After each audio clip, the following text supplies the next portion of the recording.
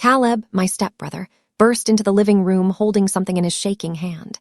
He slammed a wrinkled, faded photo onto the dining room table so hard the dishes rattled.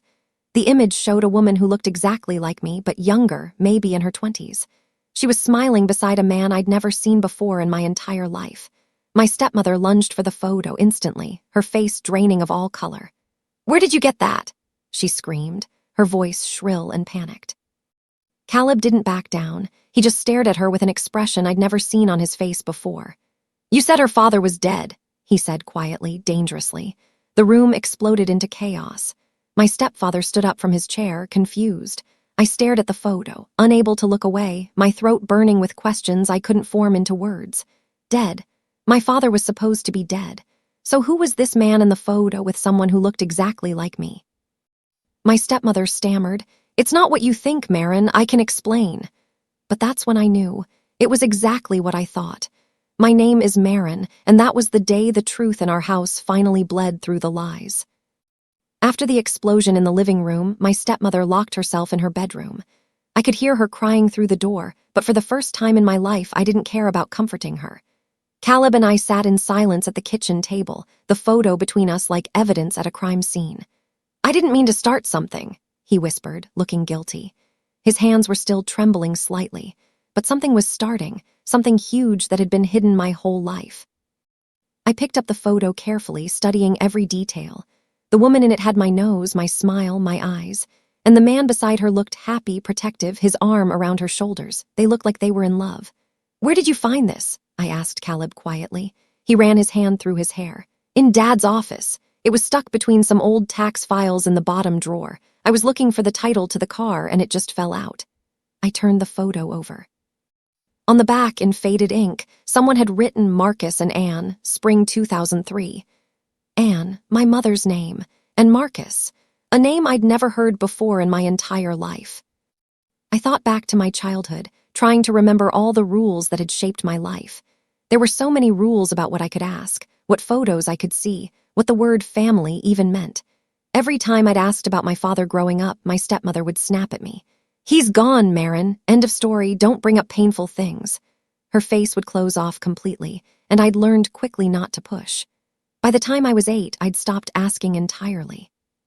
She told me he died in a car accident before I was born, that she'd been pregnant when it happened. That's why there were no photos of him, she said. Too painful to look at. Too many memories. But now I wondered if that story had ever been true at all. Had there been a car accident? Or was that just another lie in a lifetime of lies? I remembered being 10 and asking why I had no family on my father's side. "They blamed me for the accident," she'd said coldly. "They wanted nothing to do with you or me." Even then, something had felt wrong about that answer. But children believe their parents. Children trust. That trust had just been shattered completely. That night, after my stepmother finally came out of her room and went to bed, Caleb and I searched her office. We moved quietly, careful not to wake anyone. Behind a rack of winter coats in the closet, we found a small tin box pushed far back into the corner. Inside were things that made my hands shake. Letters with my name on them, a birth certificate that said Marcus Hayes under father's name, and an old newspaper clipping. The clipping was yellowed with age, dated 18 years ago. The headline read, "Local man fights for custody of daughter." My stomach dropped as I read it. Marcus Hayes was suing for custody of his daughter, Marin Ann Hayes, me. He was suing my mother for custody, claiming she'd taken me without permission during their separation. The article was short, just a few paragraphs, but it was enough. Enough to prove that everything I'd been told was a lie. "Oh my God," Caleb whispered beside me. "She's been lying this whole time. Your dad isn't dead. He's out there somewhere." I couldn't breathe. My father was alive, had been alive my entire life, and she'd kept that from me for 18 years. We were still looking through the box when suddenly the office door opened. My stepmother stood there in her bathrobe, her face twisted with rage. "Why can't you leave the past alone?" she screamed at us, her voice echoing through the house. "Why do you have to dig up things that should stay buried?" I stood up, holding the newspaper clipping. "Because it's my past," I said, my voice shaking. "This is about me, my life, my father." She moved toward us fast, grabbing the tin box from Caleb's hands. Before we could stop her, she threw it into the fireplace. The papers inside started to burn immediately, flames eating through years of secrets. Caleb lunged forward and yanked the box out, but half the contents were already destroyed. Ash and burned paper fell onto the carpet. "You had no right," she was screaming over and over. "No right to those things. I protected you. I saved you from him." But her words didn't match the gentle tone of the letters I'd glimpsed before they burned. They didn't match a father who'd fought in court for his daughter. They didn't match anything she'd ever told me about my past. After my stepmother stormed out, Caleb and I carefully went through what remained in the half-burned box. Most of the papers were destroyed beyond reading, charred, and crumbling. But one letter had survived, protected by the others. The envelope was addressed to me at an address I didn't recognize. Inside, the letter was written in neat handwriting. "Dear Marin," it began, "I don't know if you'll ever read this. Your mother keeps returning my letters. But I want you to know that I think about you every single day. I'll never stop trying to reach you. You're my daughter and I love you. No matter what she's told you, no matter how long it's been, that will never change. Love always, Dad. Dad." A word I'd never been allowed to use. A word that felt foreign and familiar at the same time. I read the letter 3 times, tears blurring the words. This didn't sound like someone dangerous. This didn't sound like someone who'd abandoned his family. This sounded like a father who'd been kept away from his child. "When was this sent?" I asked Caleb, checking the postmark. 6 years ago, he said quietly. She's been hiding his letters for at least that long. 6 years? How many other letters had there been? How many times had he tried to reach me? The next morning, my stepmother tried a different approach. She came into my room with tea and sat on the edge of my bed like she used to when I was little. "Sweetheart," she said softly, her voice full of concern. "I know you're confused and upset, but you have to understand I did this to protect you." She reached for my hand, but I pulled away. "Your father, Marcus, he was dangerous. He had anger issues. He scared me. I had to get you away from him to keep you safe." She was crying now, real tears running down her face. "Everything I did was because I love you. You have to believe that." But I kept thinking about the letter, about the gentle words and the longing in every sentence. That didn't sound dangerous. That sounded like love. "If he was so dangerous, why did he take you to court?" I asked. "Why fight legally for custody instead of just taking me?" she faltered. "He was trying to manipulate the system, make himself look good." But her explanation felt hollow. If she'd really been afraid, there would have been restraining orders, police reports, evidence. Instead, there were just her words against his letters, and I was starting to realize whose words I should believe. Later that day, I found Caleb in his room. He was sitting on his bed, looking troubled. "I need to tell you something," he said when I closed the door. "Something I should have told you years ago." My heart started pounding. "What?" He took a deep breath. "When I was 10, I overheard Mom and Dad arguing late at night. I'd gone up for water and heard them in their room. Mom was crying, saying if he finds her, I lose everything. Dad asked what she meant, and she said the money, the house. Everything Marcus left for her. I didn't understand it then. I was just a kid, but I've thought about it a lot over the years.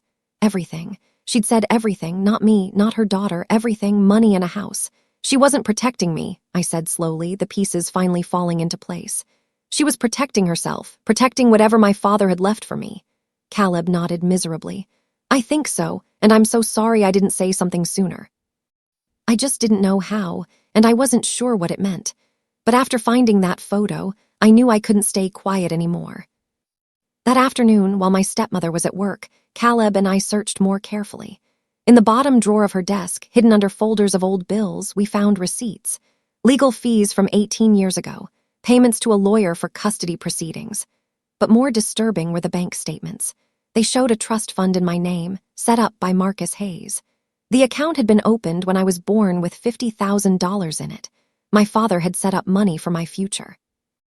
Money for college, for starting my life. But the account showed it had been closed 10 years ago, withdrawn completely by the account guardian, Ann Hayes, my stepmother. She'd taken money that was meant for me and used it for herself. "This is theft," Caleb said, staring at the statements. "She literally stole from you." I felt sick. All these years, she'd acted like she was struggling to support me, like raising me alone was such a sacrifice, but she'd been using money my real father had left for me. Money he'd earned and saved to give me opportunities. She'd stolen my father and my inheritance. She'd stolen my entire life. I waited for her in the living room that evening, the bank statements spread across the coffee table. When she came home from work, tired and carrying groceries, she saw me sitting there. Her eyes went to the papers and her face changed. "Where did you get those?" she asked quietly, setting down the bags. "That doesn't matter," I replied, trying to keep my voice steady. "What matters is that you stole from me. Money my father left for me. Money that was mine." She slammed her hand on the table, making me jump. "You ungrateful child. Do you know what I sacrificed for you? Do you know how hard it was to raise you alone?" Her voice was rising, getting louder. "I kept you fed, didn't I? I kept a roof over your head. That money was compensation for everything I did. That money was mine," I shouted back, standing up. "It was set up for my future and you stole it." "I earned it by raising his child," she screamed. "By being the parent he refused to be." But we both knew that wasn't true. He hadn't refused. She'd prevented him. She'd cut him out of my life and then stolen what he'd left behind. The mask she'd worn my entire life was finally slipping, revealing someone I didn't recognize at all. For a week after that confrontation, she completely froze me out. The silent treatment was her favorite weapon, and she wielded it expertly. She walked past me in hallways like I was invisible. She made dinner for herself and my stepfather but left nothing for me. She talked to Caleb but pretended I didn't exist. It was psychological warfare, and it was working. I felt myself doubting everything. But then, one night, I overheard her on the phone. I was in my room with the door cracked open and her voice carried from downstairs. "No, he hasn't tried to contact her recently," she was saying. "But if he does, if he reaches out to her now, I'll ruin him. I'll tell everyone what kind of person he really is. I'll make sure she never wants to see him." There was a pause while the person on the other end responded. "I don't care if it's been 18 years. He doesn't get to just waltz back into her life. She's mine. She's mine. Not she's my daughter or I love her. Just she's mine. Like I was property, an object to be possessed and controlled. That's when I knew for certain my father was alive, and he was close enough that she still feared him contacting me, which meant I could find him. I looked up his name from the newspaper clipping, Marcus Hayes. It was common enough that it took some searching, but I eventually found him. He owned a small auto repair shop 2 towns over, about 30 miles from where we lived. His business had a website with photos. I clicked on the About Us section with trembling hands. There he was, older than in the photo Caleb had found, with some gray in his hair, but definitely the same man. Same kind eyes, same smile. The description said, "Marcus Hayes, owner, 25 years of experience, family-owned and operated." Family-owned. Did he have another family now, other children? Had he moved on from me? Or was that word family meant for me, the daughter he'd lost? I stared at his photo online for probably an hour, unable to look away. This was my father. This was the man my stepmother had erased from my life. I could see myself in his features, the shape of his nose, the way he smiled. Things I'd never understood about my own face suddenly made sense. I wasn't just my mother's daughter. I was his daughter too. And he was real and alive and just 30 miles away. I could drive there. I could meet him. The thought terrified and thrilled me in equal measure. I created a new email address, something anonymous that couldn't be traced back to me immediately. My hands shook as I typed the message. "Hello, I know this is going to sound strange, but I need to ask you something. Did you once have a daughter named Marin Ann Hayes?" I stared at the message for 10 minutes before finding the courage to hit send. Then I waited, obsessively checking my email every few minutes. An hour later, the response came. Just 3 words, but they changed everything. "I still do." I started crying right there at my laptop. He still considered me his daughter. After 18 years of separation, after everything my stepmother had done, he still claimed me. We exchanged several more emails. He was cautious at first, probably worried it was some kind of trap. But when I sent him a recent photo of myself, he called the email address invalid because I'd typed it wrong. I corrected it, and within minutes my phone rang. Unknown number. I answered with shaking hands. "Marin." His voice was deep, emotional. "Is it really you?" "Yes," I whispered. "It's really me." He was crying, I was crying, and we agreed to meet. We met at a small diner halfway between our towns. I got there early, too nervous to be late.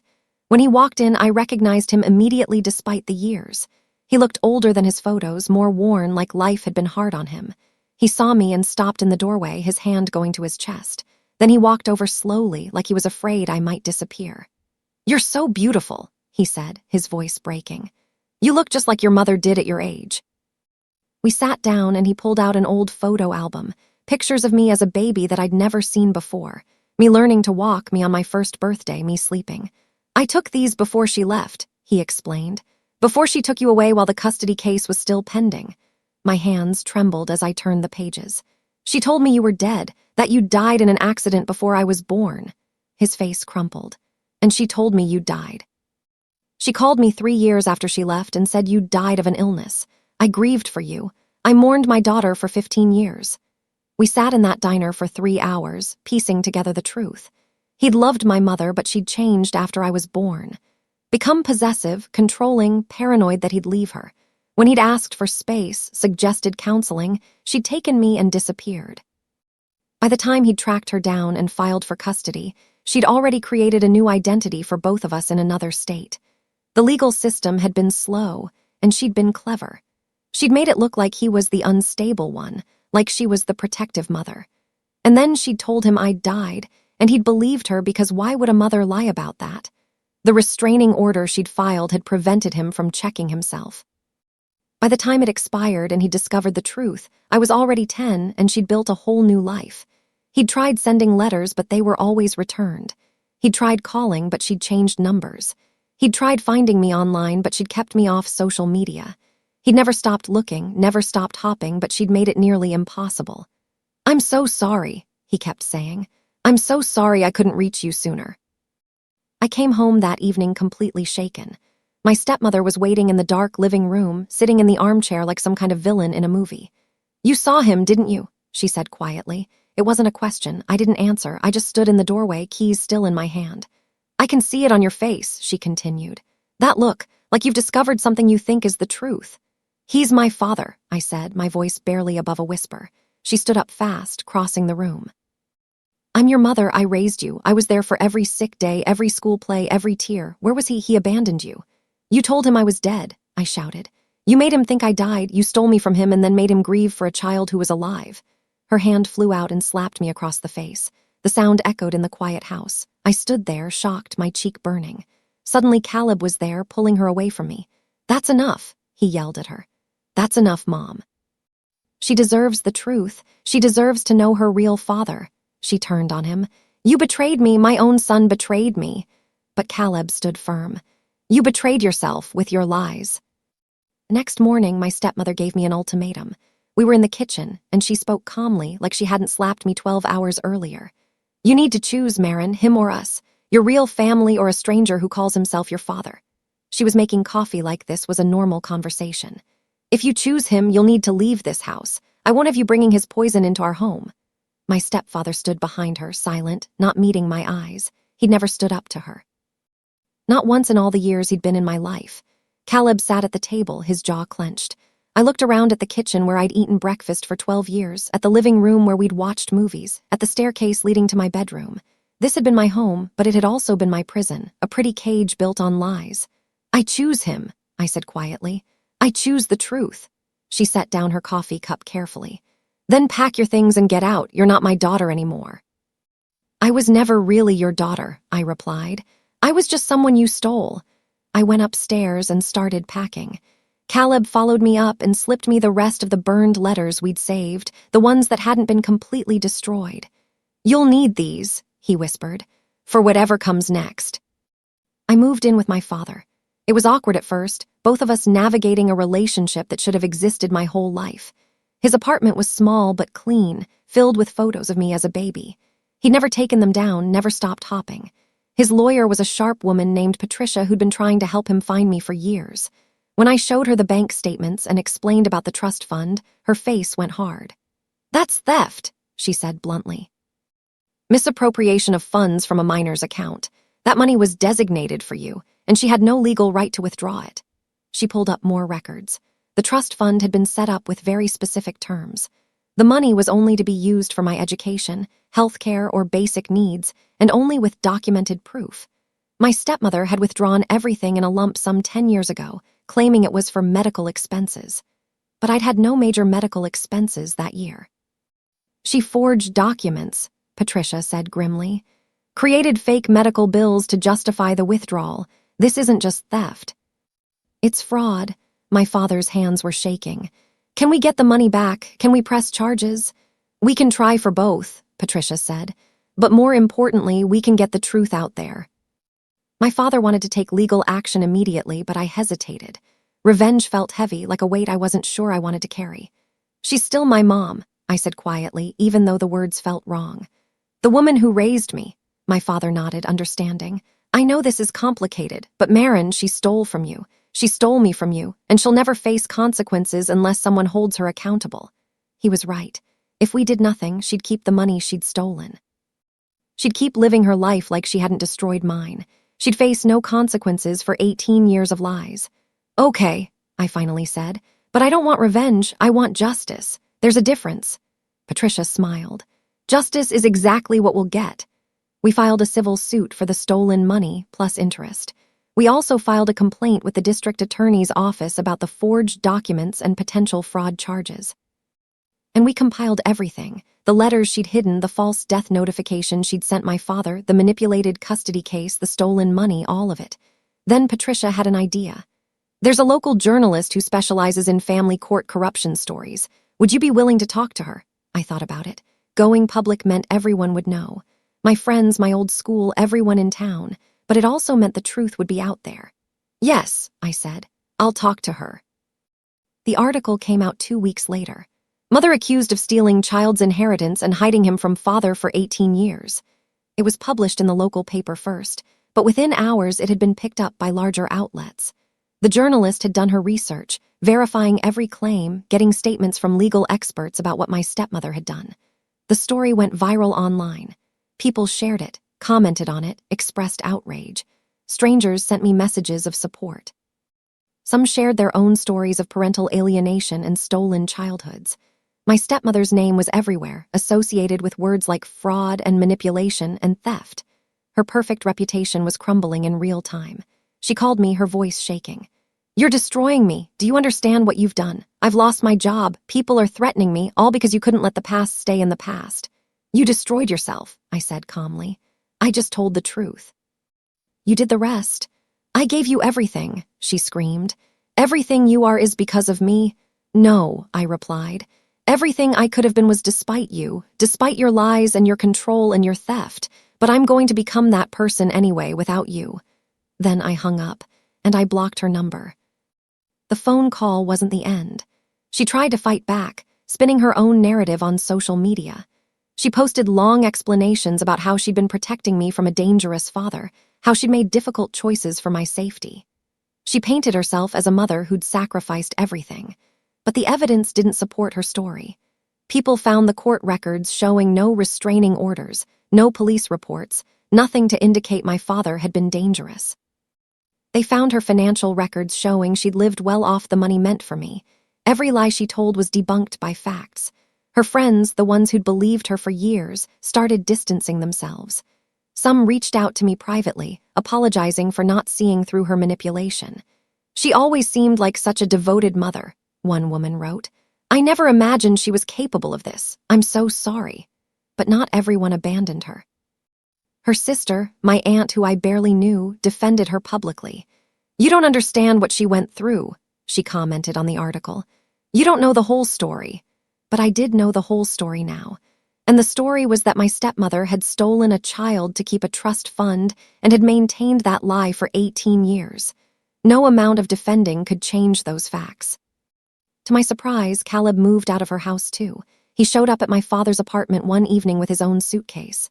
"I can't stay there anymore," he said when I opened the door. "Not after everything. She lied to me too, you know, my whole childhood. She made you seem like you were lucky to have her, like you should be grateful, but really you were her victim." My father welcomed him in immediately. "You're always welcome here," he said. "You stood up for the truth when it mattered. That takes courage." Caleb and I talked late into the night. He told me how conflicted he'd felt all these years, loving his mother but sensing something was wrong. How he'd suspected secrets but hadn't known what to do about them. "I should have said something sooner," he said, guilt heavy in his voice.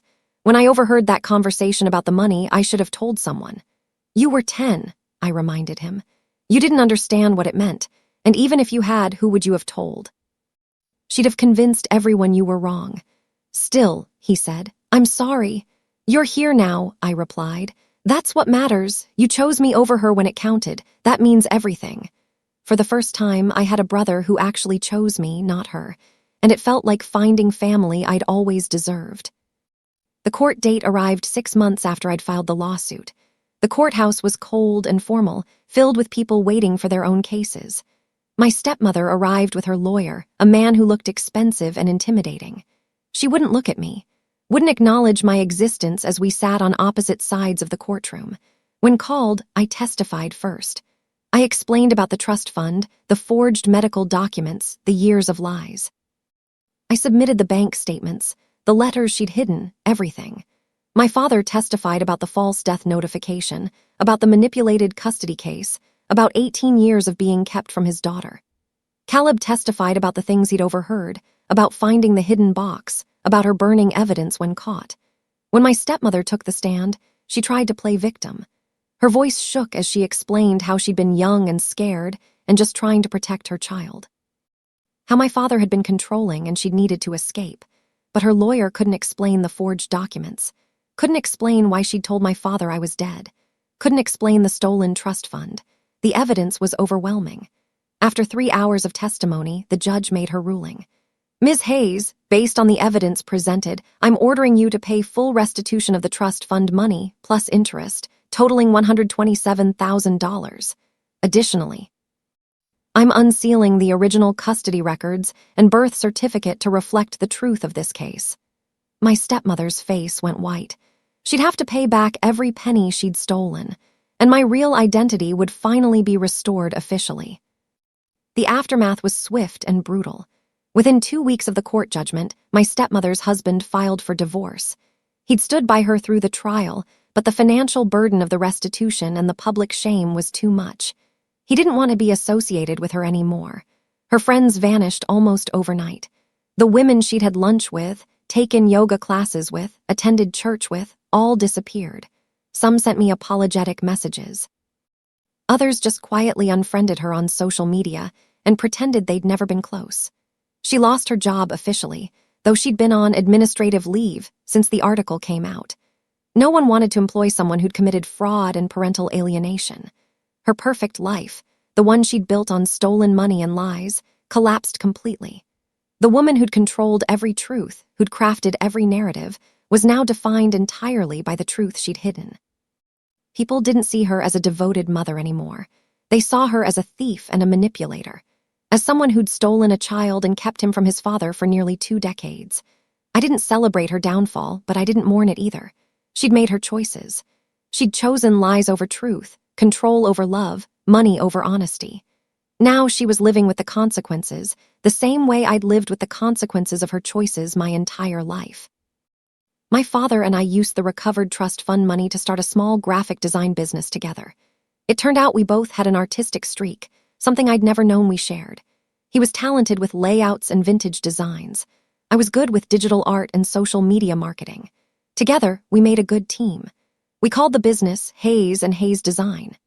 Seeing our names together on the website, on business cards, on our office door, felt like reclaiming something that had been stolen. We weren't just father and daughter anymore. We were partners building something together. Caleb visited often, sometimes helping with computer issues or marketing ideas. He'd enrolled in community college and was working part-time at a bookstore. He'd cut off contact with our stepmother completely, which I knew hurt him but which he said was necessary. She hasn't apologized, he explained once. Not once. She still thinks she was right, that we're the ones who betrayed her. I can't have someone like that in my life, even if she's my mother. I understood. Some bridges once burned can't be rebuilt. For the first time in my life, our family felt real. Built on truth instead of lies. Built on choice instead of obligation. Built on love instead of control. And it was messy and imperfect and sometimes awkward, but it was real. And real was worth more than perfect ever was. A year after everything started with Caleb finding that photo, I framed it. The same wrinkled, faded image that had exposed all the lies. I hung it in our office, right behind my desk where I could see it every day. It wasn't proof of a lie anymore. It was proof that I'd survived one. Proof that truth eventually comes out no matter how deeply it's buried. Proof that stolen children can find their way home. Sometimes clients would ask about it. "Is that your parents?" they'd say. "Yes," I'd reply. "That's my mom and dad, before someone tried to erase him from my life." I'd tell them the short version of the story, and they'd listen with wide eyes. Some would share their own stories of family secrets, of lies that shaped lives, of truths that eventually surfaced. One afternoon, my father came into my office and saw me looking at the photo. He put his hand on my shoulder. "You okay?" he asked. "Yeah," I said. "I'm good. I was just thinking about how one photo changed everything. How all those years of lies came undone because Caleb found this in a drawer. The truth was always there," my father said, "just waiting to be found." I whispered to the glass, to the image of the young couple who'd loved each other before everything fell apart. "She hid the truth to keep me hers. I found it to make myself free."